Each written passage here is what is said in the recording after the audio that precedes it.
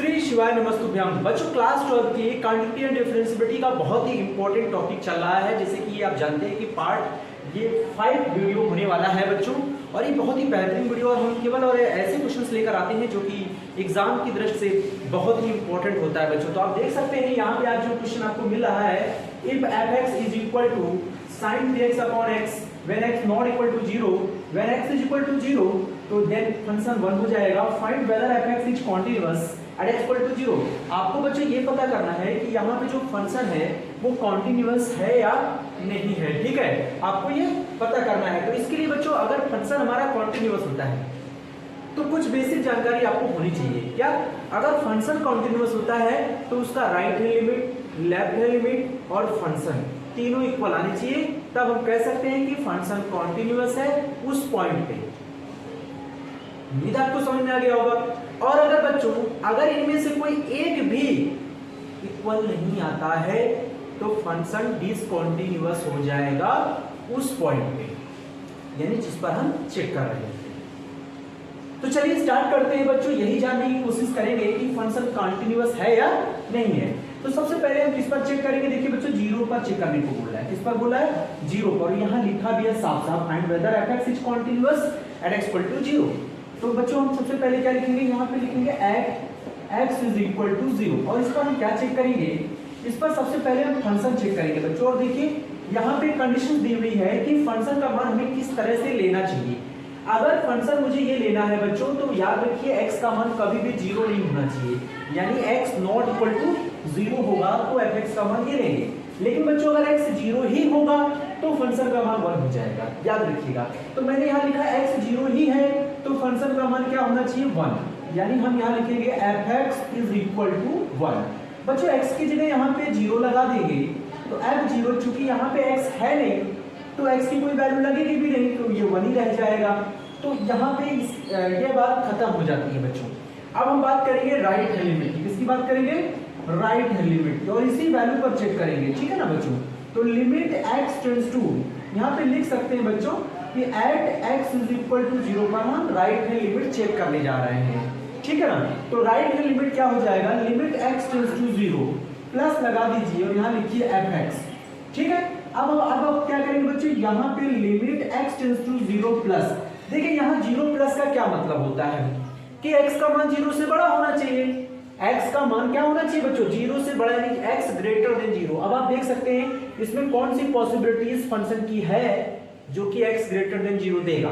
तो बच्चों x not equal to 0 और x इज इक्वल टू 0 दो ही तो है, तो 0 तो हो नहीं सकता क्योंकि x का मान 0 से ज्यादा बोला गया है। तो x नॉट इक्वल टू 0 मतलब x 0 नहीं हो सकता है, 0 से कम हो या ज्यादा हो, देन आपको यही फंक्शन यूज करना चाहिए, यानी x greater than 0। x not equal to 0 के दो मतलब है बच्चों, एक तो x ग्रेटर देन 0, दूसरा x लेस देन 0 हो सकता है, और दोनों ही कंडीशन में f(x) का मान sin 3x अपॉन क्या होगा? x होगा बच्चों। तो यहाँ पे क्या लिखेंगे फंक्शन का मान? यहाँ लिखेंगे sin 3x upon x, okay बच्चों। अब बच्चों में क्या करना है कि x को हटाना है और इसकी जगह हमें लेना है लिमिट h टेंड्स टू 0। याद रखिएगा इसके बाद वाला जो स्टेप होता है बच्चों, उसमें केवल और इतना करना होता है कि x को हटा दीजिए, उसकी जगह h लिख दीजिए, और यहाँ जो भी लिमिट है उससे कोई मतलब नहीं पड़ता है, यहाँ 0 ही रखना है h को, तो h टेंड्स टू 0, ये फिक्स है बच्चों। हम ऐसा अगर कर देंगे तो x के स्थान पर फिर क्या रखेंगे? क्योंकि लिमिट तो h की हो गई है तो आपको पूरी वैल्यू फंक्शन की h में होनी चाहिए। तो हम क्या करेंगे? इन x के स्थान पर ये x 0 प्लस h लगा दिया जाएगा, 0 प्लस h लगा दिया जाएगा। तो यहाँ लिखेंगे sin 3x के स्थान पर 0 प्लस h अपॉन x के स्थान पर 0 प्लस h लग जाएगा बच्चों। अब क्या करेंगे? इसको सॉल्व करेंगे तो यहाँ लिख जाएगा लिमिट h टेंड्स टू 0, देखिए 0 प्लस h 0 मतलब h ही रहेगा बच्चों, तो यहाँ पे sin 3h नीचे केवल h हो जाएगा।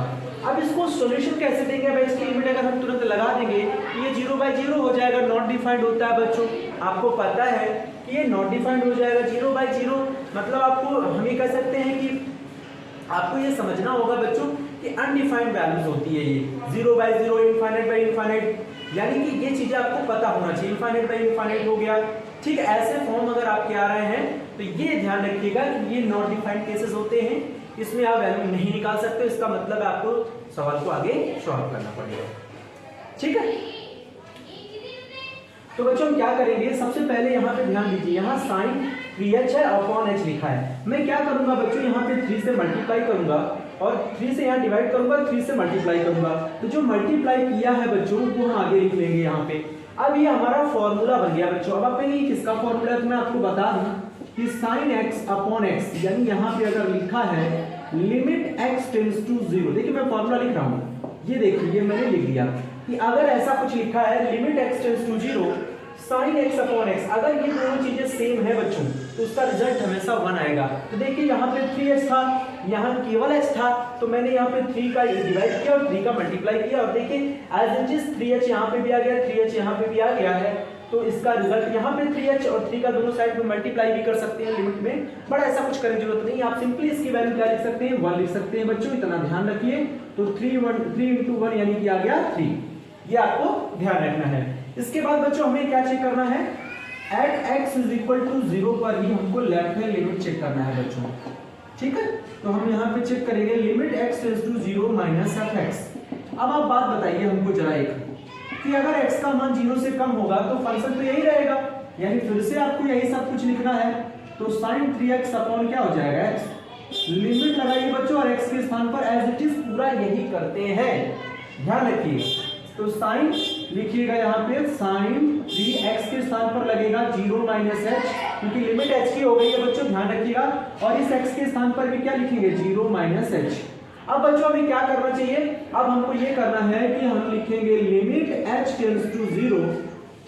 यहाँ देखिए साइन में एक बात और याद रखिएगा बच्चों, मैं यहाँ लिख देता हूँ कि अगर साइन में माइनस x होता है तो लिख जाता है माइनस का साइन x। क्या लिख जाता है, माइनस का साइन x। ये थोड़ा सा आपको आना चाहिए, साइन में अगर कोई एंगल नेगेटिव है तो देन वो माइनस क्या होता है, बाहर आ जाता है बच्चों, ये ध्यान रखना है। तो यहाँ पे भी माइनस क्या हो जाएगा, बाहर आके यहाँ लग जाएगा, आप यहाँ लगा सकते हैं। तो बच्चों यहाँ पे लिखेंगे limit h tends to 0 sine 3h लगाइए और नीचे h माइनस का, देखिए यहाँ पे भी माइनस है, तो ये वाला जो माइनस आएगा बच्चों और ये वाला माइनस उससे क्या हो जाएगा, कट जाएगा, यानी फाइनली यहाँ पे पॉजिटिव वैल्यू आएगी। क्या आएगी बच्चों, पॉजिटिव वैल्यू आएगी। अब हमें क्या करना है, 3 से वही काम यहाँ भी करना है, तो 3 से डिवाइड करिए और 3 से मल्टीप्लाई, तो इसकी वैल्यू भी बच्चों 1 हो जाएगी और यहाँ मिलेगा आपको वापस 3 into 1 यानी कि 3 हो जाएगा। इसका पूरा वैल्यू कितना होगा 1, क्योंकि इसका एंगल और ये दोनों वैल्यू क्या है, इक्वल है, देन हमारा ये मान क्या हो जाएगा 1 हो जाएगा। अब बच्चों हम देख रहे हैं कि हमने क्या सीखा है, हमने क्या सीखा है बच्चों, हमने ये सीखा है कि हमें फंक्शन निकाला है, आप देख सकते हैं, फिर उसके बाद राइट एलिमेंट निकाला है, उसके बाद हमने लेफ्ट एलिमेंट निकाला है।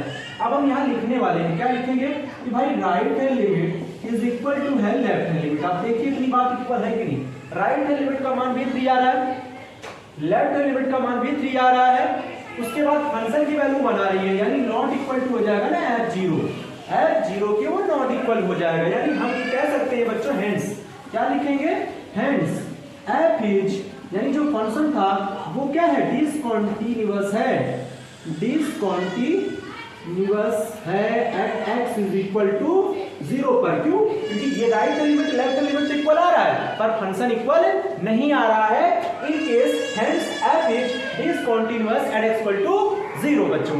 तो ये ऐसा क्वेश्चन आपको इस तरह से करना चाहिए बच्चों, ठीक है, इसको नोट कर लीजिए बच्चों। नेक्स्ट सवाल है, आप देख सकते हैं, determine the value of the constant k so that the function is continuous at x equal to 0। अब आप सोच रहे होंगे कि इस तरह का सवाल कैसे करेंगे। देखिए बच्चों, इसमें पता करना है कि k की वैल्यू क्या होगी, इस कांस्टेंट k की वैल्यू क्या होगी, जबकि फंक्शन कैसा है, कंटीन्यूअस है। फंक्शन को आपको प्रूव करने की जरूरत नहीं है कि ये कॉन्टिन्यूअस है या नहीं है, ये फंक्शन ऑलरेडी कॉन्टिन्यूअस है बच्चों। तो जब ऑलरेडी कॉन्टिन्यूअस है तो आप आराम से k की वैल्यू निकाल सकते हैं। क्यों, क्योंकि आपको पता है कि कॉन्टिन्यूअस अगर फंक्शन है तो राइट एलिमेंट लेफ्ट एलिमेंट और फंक्शन तीनों इक्वल होते हैं। तो आप क्या कर सकते हैं बच्चों, आप चाहे राइट एलिमेंट और लेफ्ट एलिमेंट की ही बात कर लें, चाहे लिमिट की बात कर लें, क्योंकि लिमिट में राइट और लेफ्ट दोनों तरह की वैल्यूज इंक्लूडेड कर लेते हैं, क्योंकि जब हम राइट और लेफ्ट की बात करते हैं तो राइट और लेफ्ट दोनों ही इक्वल है, तो इनके साथ लिमिट से मतलब रखिए आप, ठीक है। और यहाँ पे हमको k निकालना है, तो इसका मतलब है फंक्शन में k आ ही रहा है जब x की वैल्यू 0 होता है। तो इसका मतलब बच्चों हमें करना क्या है, हम पहले क्या करेंगे कि आपको पता होना चाहिए कि at x is equal to 0 पर, ये 0 पर फंक्शन चेक कर लेंगे बच्चों। तो आप बता सकते हैं fx की वैल्यू क्या है, k है। लेकिन जब हम इस x की जगह बच्चों 0 लगाएंगे तो फंक्शन पाएंगे तब भी k ही मिलेगा। अब आप लिखिए if fx is continuous at x is equal to 0। कहने का मतलब यह है बच्चों कि फंक्शन कॉन्टिन्यूअस है किस पॉइंट पर, x इज इक्वल टू 0 पर। अगर function x is equal to 0 पर कॉन्टिन्यूअस है तो आप जानते हैं कि right hand limit, left hand limit और फंक्शन तीनों इक्वल आते हैं। तो हम तो यहाँ पे k की वैल्यू निकालना चाहते हैं, तो कुछ नहीं करना है आपको बच्चों, आपको बस इतना लिखना है कि ना राइट निकालेंगे ना लेफ्ट निकालेंगे, आप सीधा सीधा लिमिट की बात कर लीजिए। लिमिट हमारा होगा लिमिट x टेंड्स टू 0, ना प्लस लिखेंगे ना माइनस लिखेंगे, limit x tends to 0 fx is equal to limit x tends to 0 fx is equal to fx। अब आप कहेंगे ये क्या कर रहे हैं भाई, मैं किस पर चेक कर रहा हूं, x इज इक्वल टू 0 पर, तो fx इज इक्वल टू क्या है, k है। तो बच्चों यहां पे x tends to 0, x tends to 0 का मतलब समझिए, x टेंड्स टू 0 का मतलब होता है बच्चों 0 के अप्रॉक्स, ना तो वो 0 होगा, 0 से कम भी हो सकता है, 0 से ज्यादा भी हो सकता है। इस केस में x नॉट इक्वल टू 0 का मान कितना दिया है, ये दिया है fx का मान। और यहां ये कह रहा है कि फंक्शन के इक्वल हमने क्यों लिख दिया है बच्चों, क्योंकि आपने लिखा है कि फंक्शन क्या है, कॉन्टिन्यूअस है। तो जब फंक्शन कॉन्टिन्यूअस है तो if fx is continuous at x equal to 0, तो ये लिमिट की वैल्यू उस फंक्शन के क्या होगा, इक्वल होगा किस पे, जिस पर वो x इज इक्वल टू 0 कह रहा है। तो फंक्शन जब कॉन्टिन्यूअस होता है ना बच्चों, आप सिंपली ये समझ सकते हैं, अगर हम x की जगह 0 लगा दें तो ये ऐसे समझ लीजिए limit x tends to 0 fx is equal to f0, इसी के तो इक्वल जाएगा, नहीं आ रहा समझ। तो इसका मतलब ये हो जाएगा बच्चों कि limit x tends to 0, x का मान 0 से कम हो या ज्यादा हो, x नॉट इक्वल टू 0 है ये बच्चों। तो इसमें हमारा, आप चाहे तो राइट हैंड लिमिट में एक निकाल सकते हैं, राइट हैंड लिमिट को इस फंक्शन के इक्वल कर दीजिए, लेफ्ट हैंड लिमिट को इस फंक्शन के इक्वल कर दीजिए, तब भी आंसर तो वही आने वाला है, क्योंकि राइट और लेफ्ट में तो बराबर ही होंगे ना। तो ध्यान रखिएगा बच्चों, तो limit x tends to 0, fx का मान हम कितना लगाएंगे, sin 2x अपॉन 5x ये लगाना है, और f0 का मान कितना है बच्चों, k। इसी को सॉल्व करना है, इसी को हमें क्या करना है, सॉल्व करना है। तो थोड़ा एक स्टेप हम और बढ़ाएंगे बच्चों, यहाँ पे थोड़ा देख लीजिए, लिमिट x टेंड्स टू 0। अब यहाँ पे जरा समझिए, यहाँ पे लिखा है sin 2x और यहाँ लिखा है x। मुझे 5 से मतलब नहीं है, मुझे x से मतलब है। मैं एक फॉर्मूला आपको लिख के दिखा रहा हूँ, उसको समझेंगे तो आपको ज्यादा समझ में आएगा। इसका मान कितना होता है 1। अब आपको समझ में आ गया होगा कि sin 2x था, नीचे आपको x लेना पड़ेगा, पर 5 2 देखिए 2x तो 5 नहीं बन सकता है, लेकिन ये x 2x बन सकता है। कैसे, ये जो 5 है बच्चों, इसको मैं आगे लिख लूं, अगर यहाँ 5 और यहाँ x था, यहाँ पे मैंने लिख दिया 2। क्या लिख दिया, तो 2 से आपने डिवाइड किया, तो 2 से आप क्या करोगे, मल्टीप्लाई करोगे, इज इक्वल टू क्या लिखा है यहाँ पे, k। अब आपको समझ में आ गया। तो इतनी जो वैल्यू है आप देख सकते हैं, ये इस तरह के फॉर्म का है, x यहाँ तो x यहाँ, ठीक है, 2x यहाँ तो 2x यहाँ। तो देखिए sin 2x upon 2x, then इसकी वैल्यू अगर यहाँ लिमिट 0 है तब इसकी वैल्यू 1 होगी। कितनी होगी बच्चों, 1। तो यहाँ लिखेंगे 2 upon 5, this value will be 1 is equal to k। अब वैल्यू हमको k की चाहिए था, तो k is equal to 2 upon 5 का 1 में मल्टीप्लाई 2 अपॉन 5 हो गया। यही आपका आंसर है बच्चों, यही आपका आंसर है। तो जब भी कोई वैल्यू निकालने वाला सवाल आए तो आप ऐसे कर सकते हैं। और सुनिए बच्चों, अगर आपको ये तरीका नहीं पसंद आया तो आप राइट हैंड लिमिट निकाल सकते हैं। राइट हैंड लिमिट में भी तो फंक्शन यही लिया जाएगा, 0 से कम या 0 से ज्यादा, तो भी फंक्शन हमारा जो होगा वो यही रहेगा। और आपका जो भी फंक्शन आएगा उस जो भी वैल्यू निकलेगी वो फंक्शन के इक्वल हो जाएगा, यानी f0 के इक्वल हो जाएगा। यहां मैंने कंडीशन लिखा हुआ है, इस पर फोकस करिए। अगर फंक्शन कॉन्टिन्यूअस है तो limit x tends to 0 fx f0 के इक्वल होगा। किसके इक्वल होगा, f0 के, क्योंकि 0 पे चेक कर रहे हैं, या फंक्शन के इक्वल लिखाइए, ठीक है ना। तो वही बात हुआ बच्चों, इससे आप नॉर्मली k की वैल्यू निकाल सकते हैं। Thank you very much.